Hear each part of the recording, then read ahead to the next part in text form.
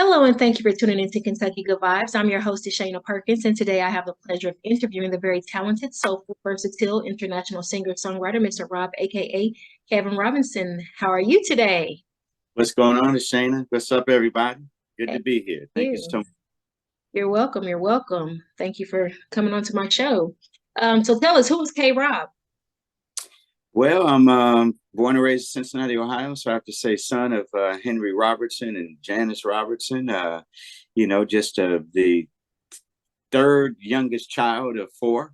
Of course, grew up in a neighborhood. I'm a product of, just a pretty much a solid community. Parents, all the sports teams, playing all the sports and taking all the lessons and parents coming to the PTA meetings and, all of that. That's who I am. Grew up in an area too where just a lot of people at the time were wanting to play live instruments or play the live instruments. So you could walk down the street, up the street, and in people's basements, the people were playing and literally like jam sessions, up and down the street. So of course I grew up playing lots of different instruments and taking, well, more than playing multiple instruments, taking a lot of lessons for different instruments. So I wound up sticking to the drums is what my instrument is. My brother above me plays the drums, and my oldest brother plays the lead and rhythm guitar. So that's who I am, product of the real TSU, if I will say, Tennessee State University in Nashville, Tennessee. All due respect, y'all, to the Texas UK. Southern. Texas UK. Southern. UK. Oh, UK.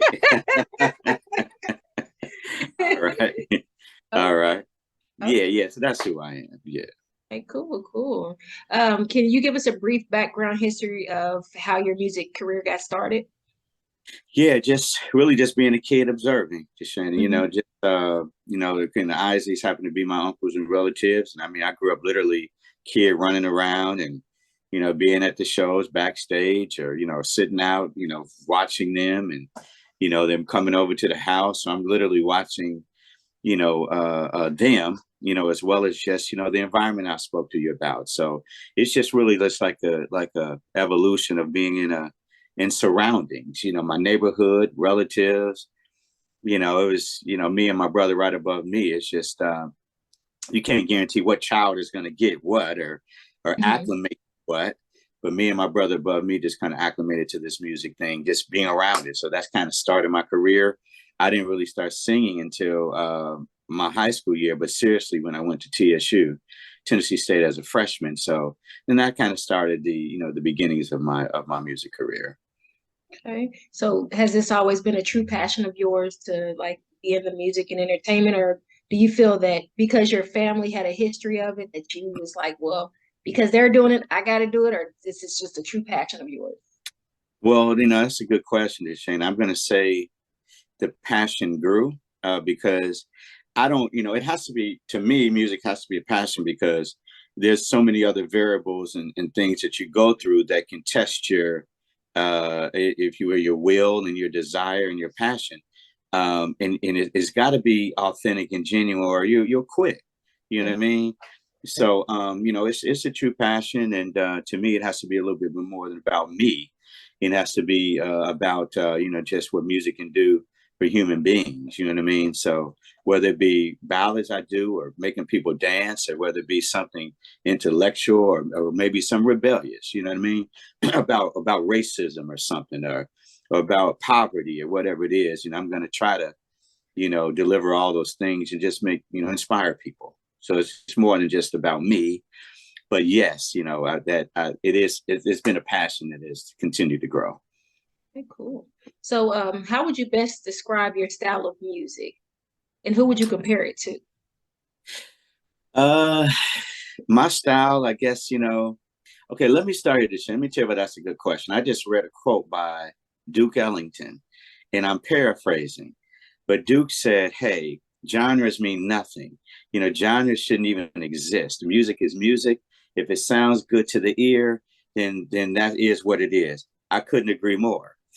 So but for simplicity's sake, for this conversation, you know what? Forget that. I was going to say, for the sake of trying to help people along what I do, I'm not going to do that because we're not going to conform to that stuff. So what I do is something for the soul. Okay, I do something that's considered soulful, but yet I mix in instruments such as acoustic guitars, which is considered folk, or maybe a style of a melody, or the lyrics. It can be considered folk. I mix in elements of jazz. I grew up, my dad was a big jazz guy. So you're going to hear instruments being played. I play the drums. It's not always going to be music programming. It's going to be some live brothers and sisters playing some instruments.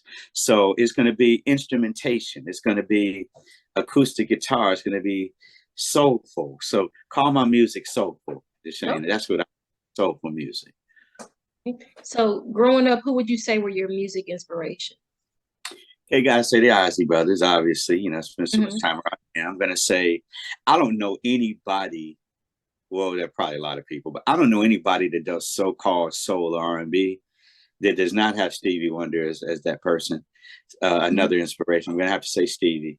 I'm going to have to say people like, Donny Hathaway and Earth, Wind and Fire, and, Whitney Houston, and, even Michael Jackson, Prince, a lot of, but even on the other side, like, I guess on the folk side, you can say people like the James Taylors, some of these 70s, I guess, rock kind of groups, had a little soul, Hall and Oates, that has some kind of, to me, some soul to them.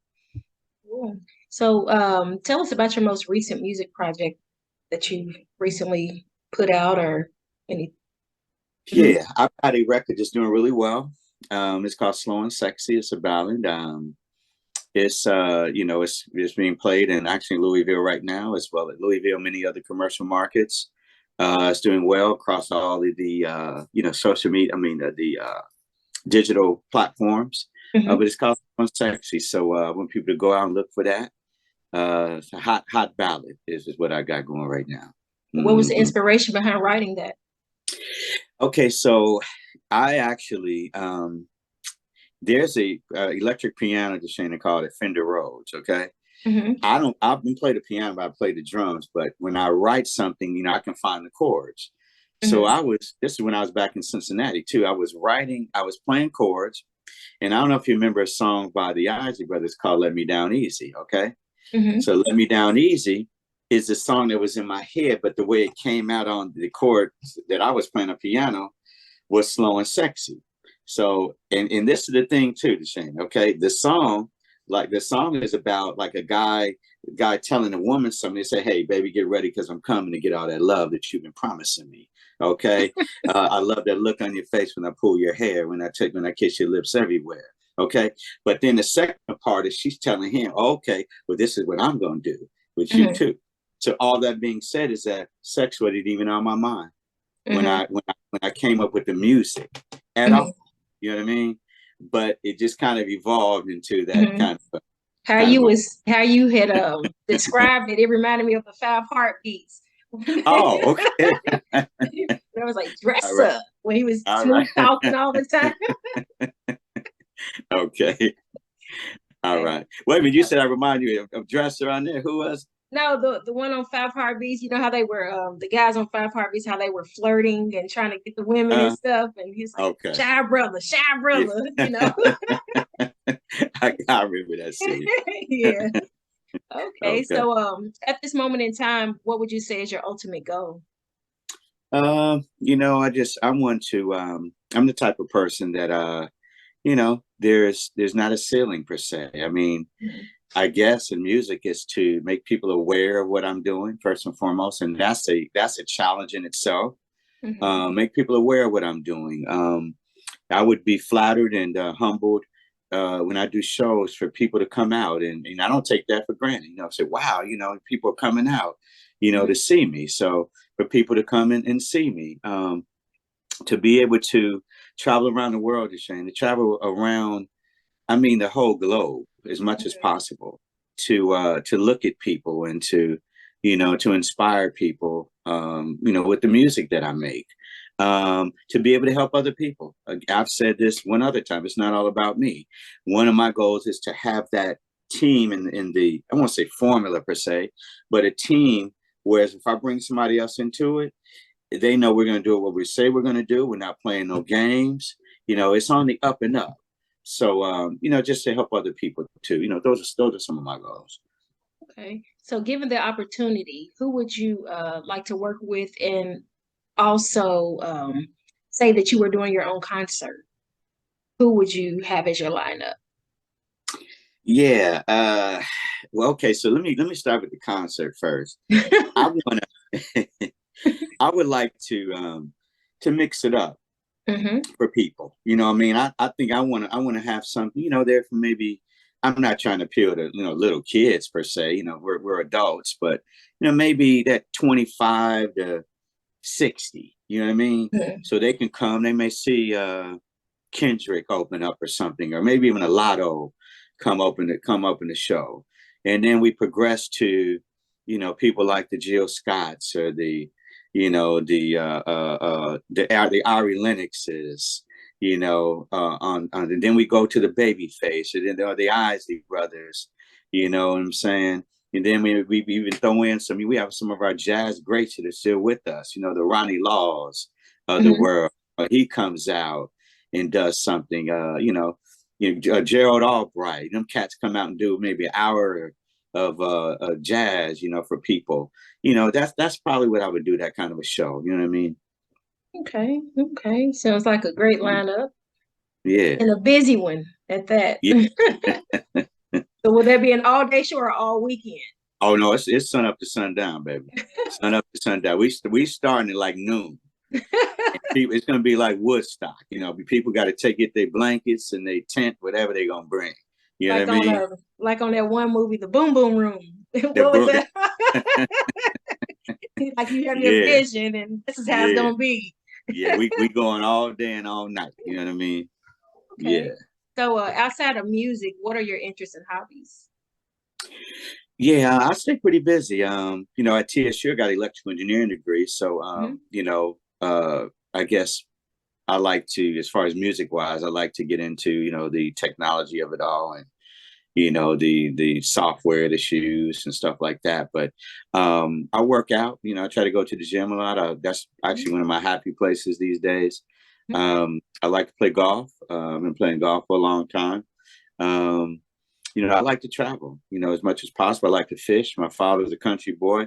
I don't hunt, but I fish, either freshwater or saltwater. I just like to get with friends, Shayna. Like, if you came to Nashville, and I like to host people and have a good time. And, I occasionally smoke a cigar every now and again in one of my favorite spots. And, yeah, some of those things. Yeah, I've recently went to Nashville for the first time, and it was really, really nice. We went to the African American Music Museum. On That was Broadway. very Yeah. nice. Yeah, I got Yeah. a 1 year membership, you Oh, know. good for you. Okay. Yeah. Good for you. Because I didn't get to For really you. enjoy it. So Okay. next time I will be able to, because I had other people with me that was wanting to do other stuff. So I was Okay. like, well, Okay. I'm gonna make sure I get my membership so I can keep coming and do my Yeah, history. absolutely. Okay, Well, so what's real the quick, New mhm. Edition was just there. They honored New Edition. So Okay, they were there in the morning, and then that evening, of course, they played it at the Bridgestone Arena here, and okay, that legacy tour. Yeah. okay, cool. So what's the biggest misconception that you've ever like encountered as an artist? Well, about myself, or just About yourself or in general.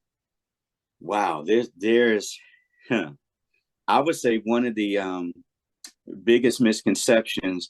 I won't say wasn't a misconception per se, because I had the Isley Brothers to kind of school me along, Hmm. for a long time. But there are a lot of things about the music business, especially as it's evolved. It's different than it was in the '60s or '70s, or maybe in the '80s or '90s. So there's a lot of things that I'm continuing to learn. Which is an ongoing process. But I would say, sometimes people may misperceive me. Remember, because we talked about genres, and Hmm. I'll be the first to say, I mean, I'm definitely, I describe my style as something that's soulful at the end of the day.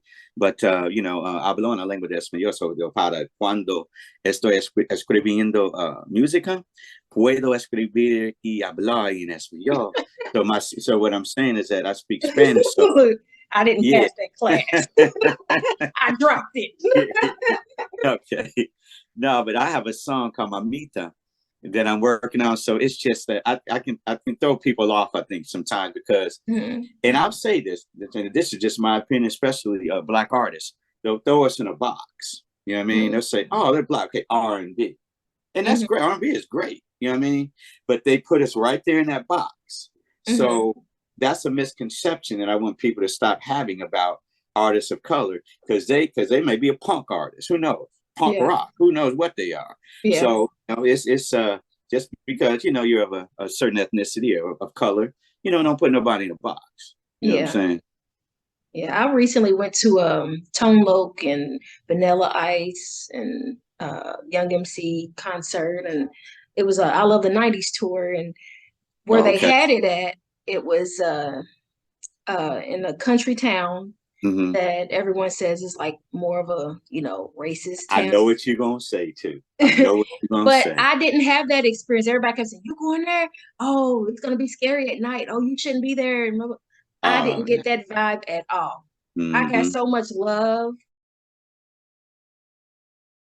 Even at the concert, they, gave me dap, gave me a hug. Even at the end, they just showed me so much love. I got to dance on stage with Tone Loc. Oh wow.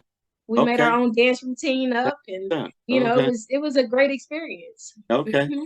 You know what I thought you were going to say too about this is another misconception too, that certain genres, maybe to some degree, but certain genres have certain followers that look a certain way or of a certain accent. Oh yeah. Now there is, and I think that's a misconception about R&B.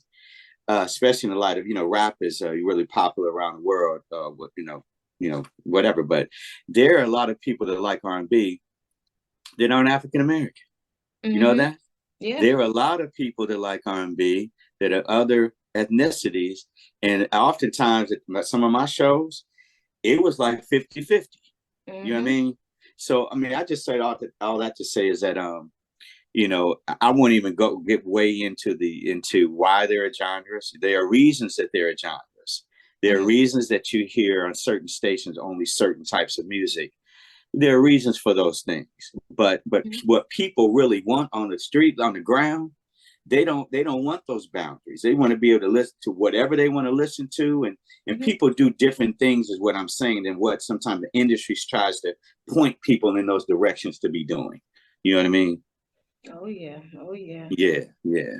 That even when I was there, I mean, when I was leaving, people was like, "Great job! Like you can dance, you rock," and they was just like giving me dap. This one lady that was up on stage with me, she gave me a big hug. We hugging like back and forth, like, and I'm like, "What's your name?" Was this in Louisville? I mean, in Lexington? Pikeville, Kentucky. Pikeville. Yeah. See, a lot of sports, a lot of people play sports against them, and they're like, "Oh, don't go there, don't go there, stay safe." And I'm like, "What do you mean?" Now it is far. It was about 2.5 hours away from me. That's way on that. What is it? The far eastern border of Kentucky. Yeah, I can't remember. Appalachians. Yeah, it was, the Appalachian Wireless Arena. That's where it was. Yeah. Okay. So, do you perform with have you performed with any well-known artists, big names, or Yeah, I haven't performed on the stage with them, but I've opened up for a whole bunch of them. Well, my first experience with that was, I'm from Cincinnati, as I mentioned. I used to be in a group called Quiet as Kept, and we opened at the what's called now the Macy's Festival. We opened there several times. And then as a solo artist, I've done several big festivals, but one of the ones I did was called the Bay Fest in Mobile, Alabama, which I really loved. That particular show, I mean, I opened up before everybody was on that show. The Ozzy Brothers trailer was right next to mine. Kelly was there. Jill Scott was there. Anthony Hamilton was there. But they had different stages. Like on one stage, one area would be like R&B. The other one would be hip hop. Another one would be, metal. So it was a really great festival. Just encompasses like the whole downtown area of Mobile, Alabama. So it was really nice. Mm-hmm. So when you get up on stage, do you ever like get nervous, or you kind of like, you know, kind of Uh, freeze up a little? Like, how do you get out of that mode? Because I'm an artist as well, and okay. I I be so like nervous the whole time. Like it's like it never leaves. It's the whole time. Okay. Well, I mean, I think most artists still get a bit nervous in the beginning. I do too. Hmm. But I think once I start getting to the rhythm of it, my nervousness starts to dissipate. It starts to go away a bit. But right when I start, and sometimes it depends on the venue. Like I'm less nervous when I do big, huge festivals because people are out front or far from you. The Hmm. intimate ones, when they're sitting like right there around you, Hmm. that's when I may, in the beginning still be maybe a tad bit more, nervous, Really? have the nervous jitters. That's Yeah, because there's different. somebody like right there next to me. You know what I Yeah, mean? Yeah. that's real different. I don't Mhm. know, because I mean, I did an event up in Louisville at the Black Jockey Lounge, and it was more of an intimate, like you said, and I was Mhm. really nervous. And I just I kept on apologizing, and everybody afterwards they're just like, stop apologizing. They don't know if you messed up. They don't know nothing. Just keep Yeah, on going. If you that's messed right. up, they don't know. Unless they've learned your song word for word. But I Yeah. wasn't feeling well at the time, and everybody's like, "You did great. Oh my goodness!" And they was clapping, and I'm like, "For real, I Mm, did good." That's like, quit mm. second guessing yourself. But Yeah. that's something that I need to work on as an artist. So Well, the more you do something, but I think everybody, I mean, nervousness, I think is natural, so yeah, I agree with them. Just, keep doing it. Just saying, yeah. keep. So do you have any crazy stories that you would like to share or Just experiences? great experiences. Let me think.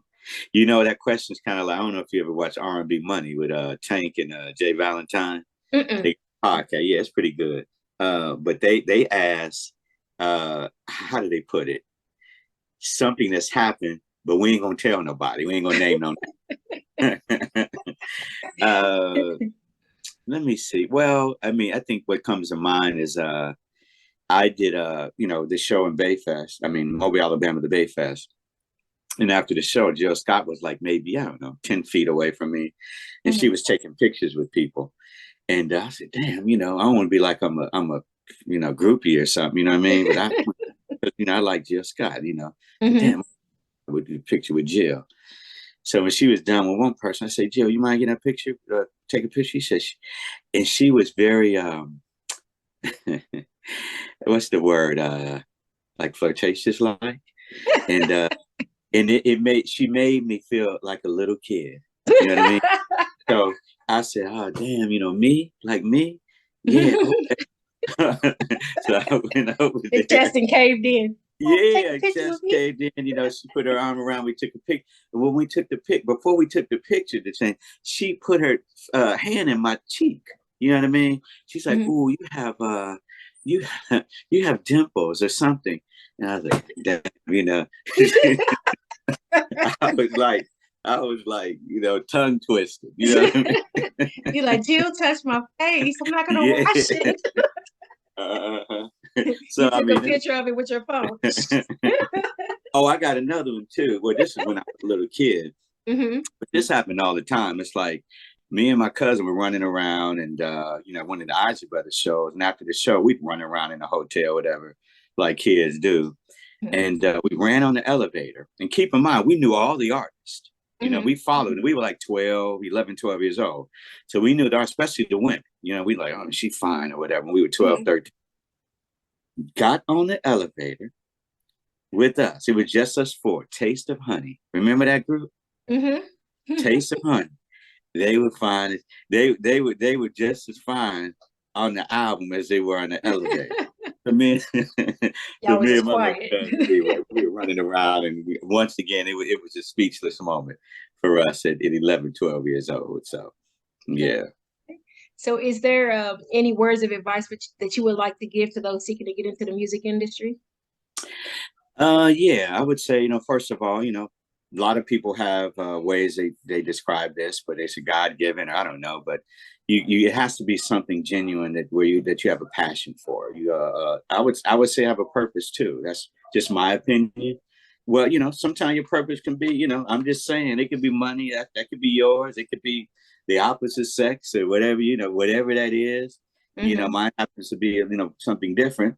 Then I would say, learn about the business as you go along, as you're doing, learn as much as you can about it.